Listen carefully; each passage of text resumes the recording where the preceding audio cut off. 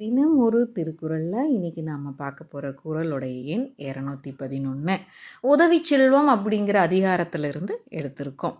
குறள்: உதவி வரைத்தன்று உதவி உதவி செய்யப்பட்டார் சால்பின் வரைத்து அப்படிங்கிற குறள். இதற்கு என்ன அர்த்தம் அப்படின்னு சொல்லி பார்த்தோம் அப்படின்னுங்களா, உதவிங்கிறது ஒரு வரம்பே கிடையாது, எல்லையற்றது. உதவிகள் எவ்வளோ வேணாலும் கிடைக்கும். ஆனால் அந்த உதவியின் மதிப்பு அதை பெற்றவர் அதை எவ்வாறு பயன்படுத்துகிறார் என்பதால் மட்டும்தான் நிர்ணயிக்க முடியும்.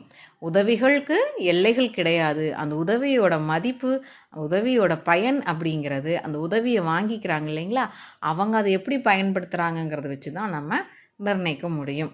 உதாரணத்துக்கு, ஒரு நல்ல மனிதர் ஒருவர் இருக்கிறார். அவர் ஒரு மாணவரை பார்க்குறாரு. அவன் ரொம்ப திறமையானவன்.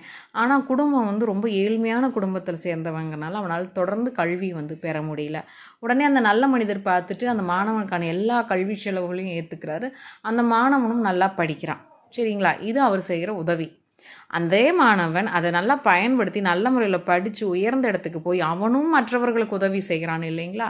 அதுதான் அந்த உதவி செய்தவருடைய சிறப்பு, அந்த உதவியின் சிறப்பு.